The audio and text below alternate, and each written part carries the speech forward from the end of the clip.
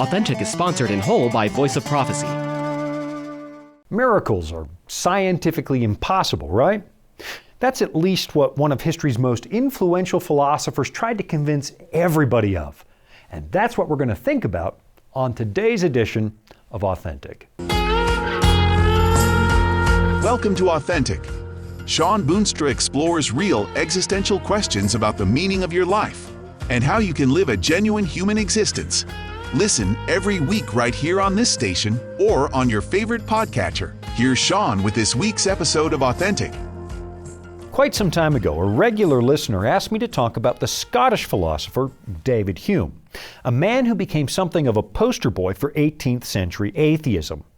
Even though it's not entirely clear that David Hume completely abandoned his belief in a personal God.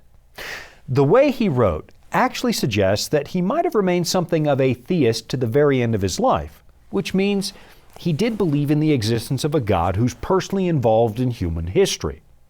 But, of course, then again, it's also possible that he knew he was writing for a mostly theistic or God-believing audience, and so he just adapted his writing style to keep his audience. But all that aside, what I really want to focus on today is Hume's attack on the possibility of miracles. It's really one of his more famous works. David Hume was a dedicated empiricist, which means he wasn't going to believe something unless there was abundant proof. An empiricist is somebody whose epistemology, whose understanding of how we actually know things, is grounded in the evidence of our senses. Mr. Hume was so insistent on empiricism, on demanding proof for everything he was going to believe, that it actually led to some logical conundrums. And maybe I'll dedicate another show to those conundrums on another day, because I think some real problems emerged from his theories about knowledge. But for today, I just want to focus on his rather short essay that deals with miracles.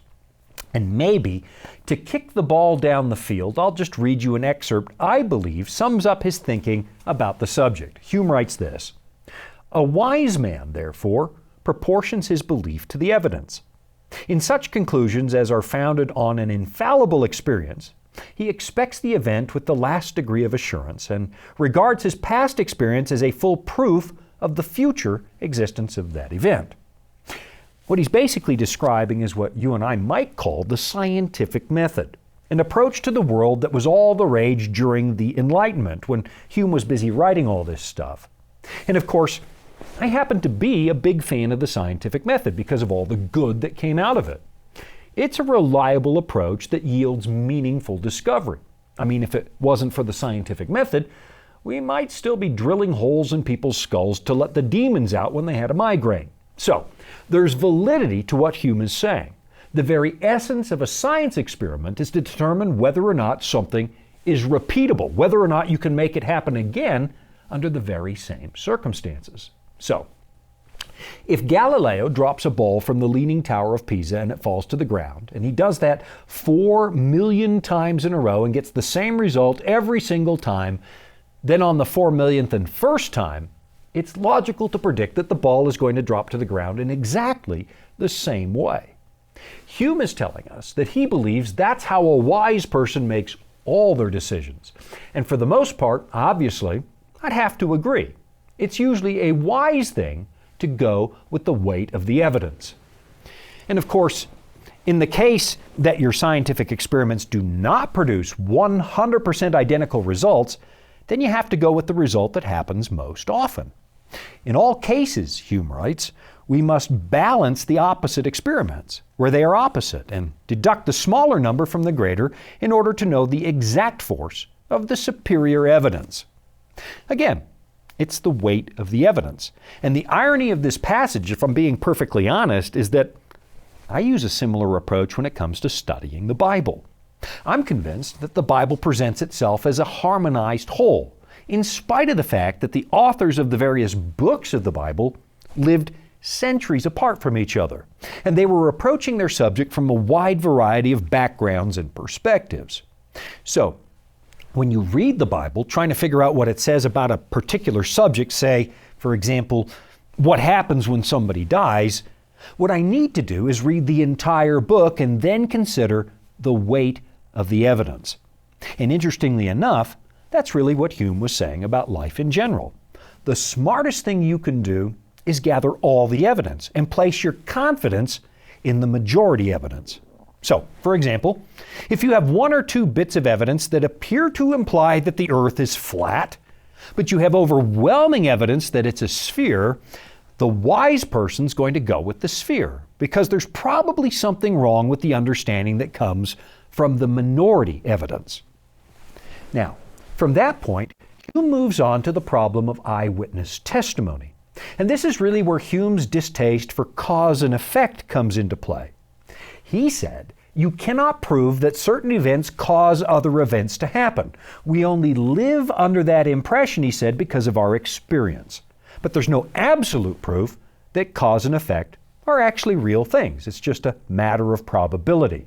In his famous essay on miracles, this is how he puts it. It being a general maxim that no objects have any discoverable connection together, and that all the inferences which we can draw from one to the other are founded merely on our experience of their constant and regular conjunction, it is evident that we ought not to make an exception to this maxim in favor of human testimony, whose connection with any event seems in itself as little necessary as any other. What he's saying is that eyewitness testimony does not prove causality, even if 1,000 people witness the very same thing. So, for example, the Bible states that more than 500 people saw Jesus back from the dead. But from David Hume's perspective, that wouldn't prove anything. It doesn't prove that God somehow violated the laws of nature and raised a person from the dead. What you should do, he argued, is go by the weight of the evidence from your own perspective. And I understand why he thought that way. Most of us know that dead people do not generally come back to life. I mean, I've witnessed hundreds of deaths and not one single resurrection. According to Hume, that's how you need to judge the story of the Bible. If I'm confronted with one story of a resurrection, I need to go back to my own experience and say, that's not very likely.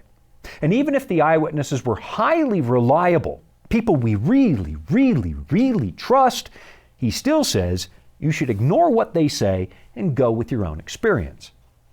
But then there's this hypothetical situation he brings up that appears to contradict his stubborn insistence on his show me the proof approach. He supposes that a person from the far north travels down to the Indian subcontinent and tells an Indian prince about frozen lakes and rivers. And of course, the prince has never seen any such thing because he lives in a much warmer climate. And Hume suggests that the most rational course of action would be for that prince to deny the reality of ice and snow because he's never seen them. Here's what David Hume writes. The inhabitants of Sumatra have always seen water fluid in their own climate, and the freezing of their rivers ought to be deemed a prodigy. But they never saw water in Muscovy during the winter, and therefore they cannot reasonably be positive what would there be the consequence. A frozen river in India would seem like a miracle to people who had never witnessed it before. It would look like an event that violates the laws of nature, at least the way they understood them. And Hume argues that it isn't really a miracle. It just looks like one because the people who lived their entire lives in that warm climate just haven't done the experiments with cold temperatures. What they need to do, he says, is send a search party to Russia to add to their empirical database, and at that point, the ice will no longer seem like a miracle. So, you can probably see where this is going when it comes to the miracles of the Bible. He's going to dismiss them as highly improbable and probably not worth believing. But now I've got to take a break, and there's a very high degree of probability that I'll be right back after this. Life can throw a lot at us. Sometimes we don't have all the answers. But that's where the Bible comes in. It's our guide to a more fulfilling life. Here at the Voice of Prophecy, we've created the Discover Bible Guides to be your guide to the Bible. They're designed to be simple, easy to use, and provide answers to many of life's toughest questions. And they're absolutely free. Sign up at BibleStudies.com today and start your journey of discovery. This is Authentic with Sean Boonstra and the Voice of Prophecy. In order for us to understand why David Hume rejected the possibility of miracles, we really need to understand his definition of a miracle, which he explains like this. He writes, "A miracle is a violation of the laws of nature, and as firm and unalterable experience has established these laws, the proof against a miracle, from the very nature of the fact, is as entire and as any argument from experience that can possibly be imagined." In other words, he says, if you haven't seen it happen, then it probably isn't true. And I'll give him credit where credit is due. For a lot of life, that works. If a human being dies, you believe it because you've seen it before. But if that same human being comes back to life, then Hume might argue that it probably isn't true because, well, you've never seen that before. But let's just think about that for a minute. I'm going to borrow an example from a YouTube video I was watching the other day, so I can't claim any kind of original thinking here. But for a really long time, the scientific community denied the existence of meteorites, something that you and I take for granted. And why did they deny the existence of meteorites? Well, they had never actually seen one. And the idea that rocks can fall from the sky seemed absolutely ludicrous. Now, never mind the fact that countless people had already found them for centuries. And they said those are just lay people, they don't have scientific credibility. Never mind the fact that you can actually see meteors flash across the sky on almost any given night. And never mind the fact that people have actually found them on the ground still warm from their entry into the atmosphere. If a scientist hadn't seen it with his or her own eyes, then it couldn't possibly be true. Why? Because in their experience, rocks don't fall from the sky. In fact, back at the beginning of the 19th century, somebody was delivering a lecture on the possibility of meteorites to the French Academy of Science. And the great scientist Pierre Laplace, who did not believe in meteorites, apparently stood up in that meeting and shouted, "We've had enough of such myths." And why did he object so angrily? It's because the evidence was coming from the eyewitness testimony of mere lay people. So in other words, if it doesn't happen in a lab, then it doesn't happen at all. The hostility of the scientific community was so fierce at that time that some museums actually got rid of their meteorite collections, assuming it couldn't possibly be true. And that's the biggest problem with Hume's approach. He kind of made himself and his own experience the final arbiter of truth. Never mind the fact that 500 people saw Jesus come back from the dead. They were somehow mistaken or deluded, he said, or they were just lying in order to perpetuate their belief. And he said that because he had never seen any such thing. Now, I've got to be honest. On the one hand, I kind of admire his skepticism because I'm a bit of a skeptic myself. I want proof before I'm willing to consider what you're trying to convince me of is true. And I continue to believe that a healthy dose of skepticism serves most of us very well. I mean, we're living at a time when people are buying wild conspiracy theories because of some video they saw on the internet. And I'm a little appalled at how easy it is to convince some people of wackadoodle theories. But then again, on the other hand, am I really going to accept the idea that because I've never seen something before, it's not possible? I mean, until we delved into the world of quantum mechanics, we would have never believed it was possible for particles to exist in two locations at once because we'd never seen something like that before. So is David Hume's insistence that we instantly dismiss anything we don't understand really the best approach for life? I mean, just listen to what he says. He tells the story of a clergy member who heard about the miracle of a man with one leg who rubbed holy oil on the stump and suddenly grew a new leg. And David Hume doubted it, just like I would. Here's what he said about that clergy member's skepticism. He therefore concluded, like a just reasoner, that such an evidence carried falsehood upon the very face of it, and that a miracle supported by any human testimony was more properly a subject of derision than of argument. But you know, I think it's here that David Hume kind of gives his hand away, because the scientific method does not demand that you ridicule new ideas.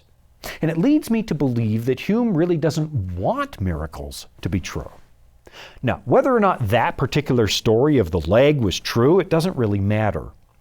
The American philosopher William James suggested that you and I tend to ignore new ideas that do not click with our current worldview. Or, to use his own analogy, those new ideas don't cause an electrical connection with your brain when you try to plug them in.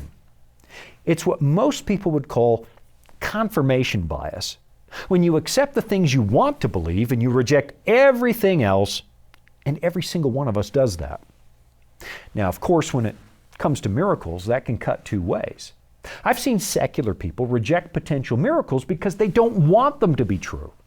But then again, I've seen well-meaning Christians look for miracles where there are none because they want it to be true. And the problem is that many of the biggest advancements in science would have never happened if we rigidly followed Hume's way of thinking. Let's go back to people like Copernicus or Galileo, people who insisted that the sun was the center of the solar system. The collective logic of the West at that time stated otherwise. It seemed obvious to most people that the Earth was the center of the system because the sun rises on the eastern side of the sky in the morning, crosses over our heads during the day, and then sets in the west at night. Every single day. By all obvious appearances, the sun appears to be orbiting the Earth. But suddenly we had some people insisting that the opposite is true. The Earth is orbiting the sun and not the other way around. Now, the common sense of the day would suggest that Copernicus was wrong because we'd been living with a different model for a really long time. And honestly, it was a useful model, the old one, because it was regular and predictable. The math actually worked, and it was useful for things like navigation. Almost all of our everyday experience appeared to contradict Copernicus, and so, from Hume's perspective, we probably should have just ignored him or made fun of him, as a lot of people did. Now, to be fair to Hume, he would argue that the Copernican model was not a violation of the laws of nature. It was just a deeper understanding of them. Miracles, however, must be rejected, he said, because they clearly violate those laws. The only way you should ever accept a miracle, he said, is if the falsification of that miracle seems even more absurd than the miracle itself. But you know, under all of that is this assumption that the Creator would be bound by the laws of the physical universe and God would never be able to suspend those laws or override them. But why would that be true? The book of Genesis makes it quite clear that God is distinct from His creation, and it talks about something theologians might call fiat creation. God created the universe by speaking it into existence. He didn't have to wrangle with pre-existent materials. He simply thought and spoke the entire universe into existence. And that's a really important concept. It's one of the things that makes the Genesis account much different than pagan mythology. You'll notice there's no origin story for God in the Bible, and His existence is not dependent on the material universe. It shows us that space and time were God's invention, and He is not bound by the laws of nature. So, why couldn't God raise somebody from the dead? Whether or not that's possible does not rely on David Hume's assumptions.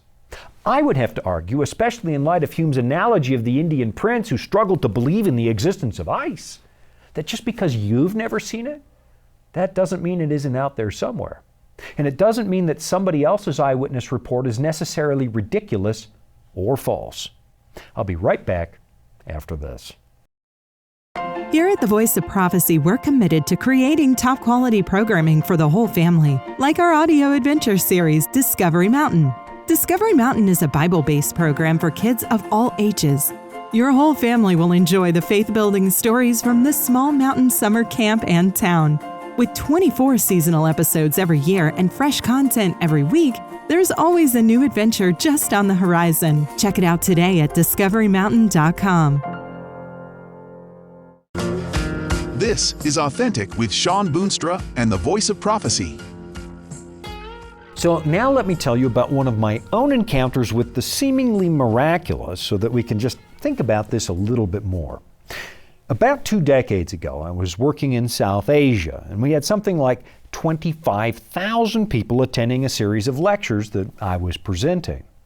And knowing that I was a Christian minister, hundreds of people would line up after I was finished talking, hoping I would just pray for them. And some nights I would be standing there for hours.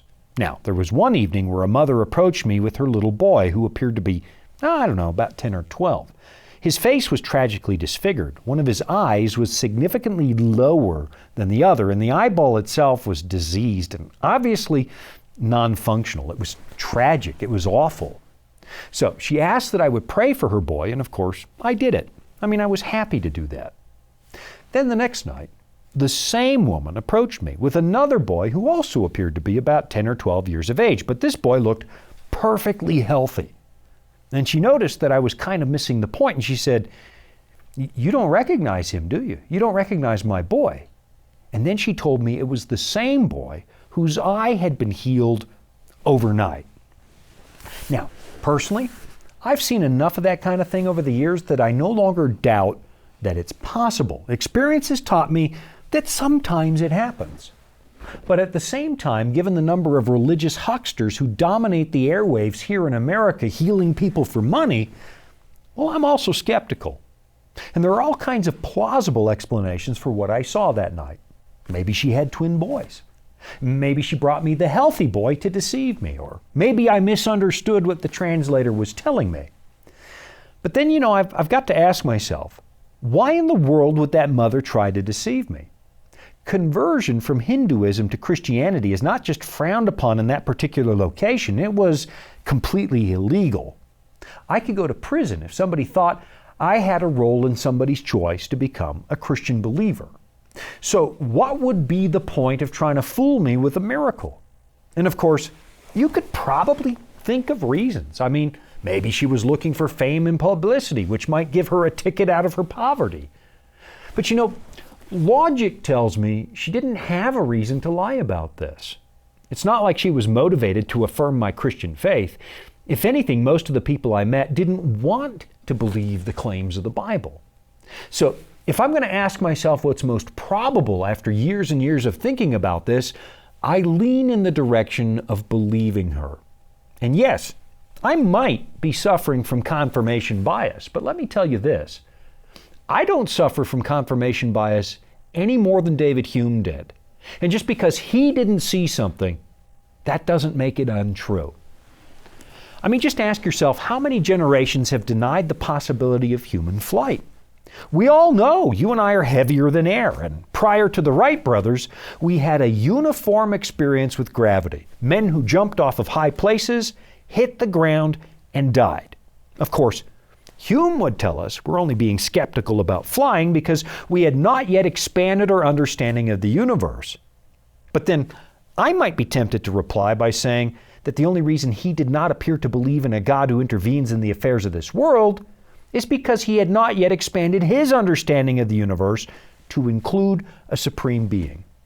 And oddly enough, a lot of highly qualified people today are starting to wonder if there didn't have to be some kind of sentient being who started this universe in motion, because the laws of physics now appear to demand such a thing. What we have in the pages of the Bible is 1,500 years of testimony from people who said they interacted with something or somebody that transcends our everyday experience. And one theme that shows up in this book over and over and over and over is the idea that we cannot fully comprehend what lies beyond our personal experience. And I'm thinking about that moment when Job finished questioning God and God took a turn questioning Job. This is found in Job chapter 38. It says, "Then the Lord answered Job out of the whirlwind and said, 'Who is this who darkens counsel by words without knowledge? Now prepare yourself like a man. I will question you, and you shall answer me. Where were you when I laid the foundations of the earth? Tell me if you have understanding. Who determined its measurements? Surely you know. Or who stretched the line upon it? To what were its foundations fastened? Or who laid its cornerstone when the morning stars sang together and all the sons of God shouted for joy?'" Of course, a critic might point out it's a little convenient to suggest that we just need faith to approach an incomprehensible God. But then again, if there was an omniscient God, of course he'd be somewhat incomprehensible. And I guess what I'm driving at is this. David Hume seems to have made himself the final arbiter of truth, and that's an approach with all kinds of problems. There's a reason that epistemology continues to be studied today, because we don't really know how we know things or how we can know them for sure. And Hume's insistence that a transcendent God would have to live by the rules of the physical universe he created, well, Hume is putting God in a category that the Bible does not appropriate to him. Now, I realize I'm probably not convincing some people of anything, and given the rather lengthy effort that Hume put into his philosophy, there's no way I'll do this subject justice. But I will say this. It seems to me that Hume was inventing his own definition for what God needs to be, and when that didn't look right, he shoots down that definition. I'll be right back after this. Dragons, beasts, cryptic statues.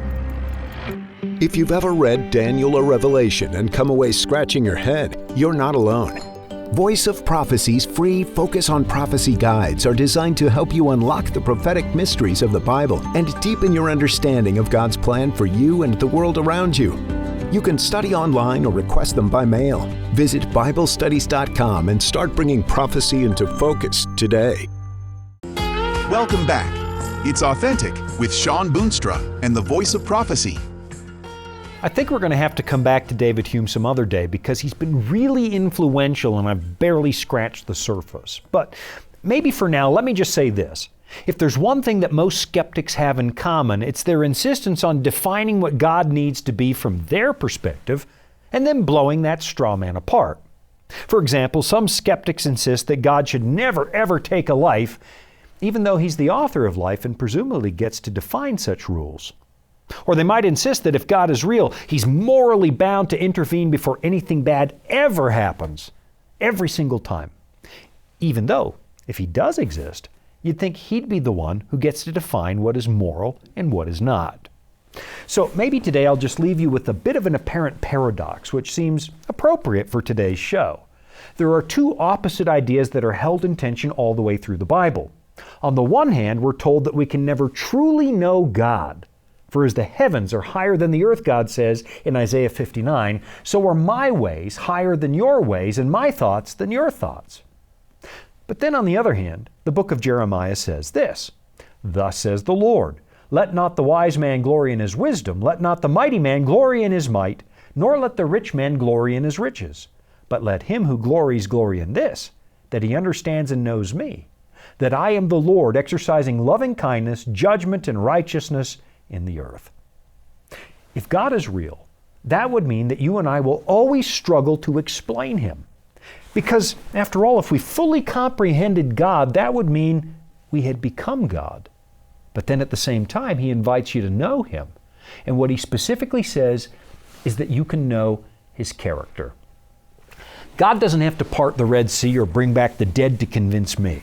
He doesn't have to suspend the laws of nature to reveal himself, and I challenge you to pick up a Bible for yourself and have a look at what it says about who he is. I'm Sean Boonstra. This has been Authentic. Thanks for joining me. You've been listening to Authentic, sponsored by Voice of Prophecy. Remember, you can listen every week right here at the same time. And thank you. Authentic is funded by listeners just like you. You can support at voiceofprophecy.com. That's also where you can find all the episodes you missed, or where you can listen again. That's voiceofprophecy.com.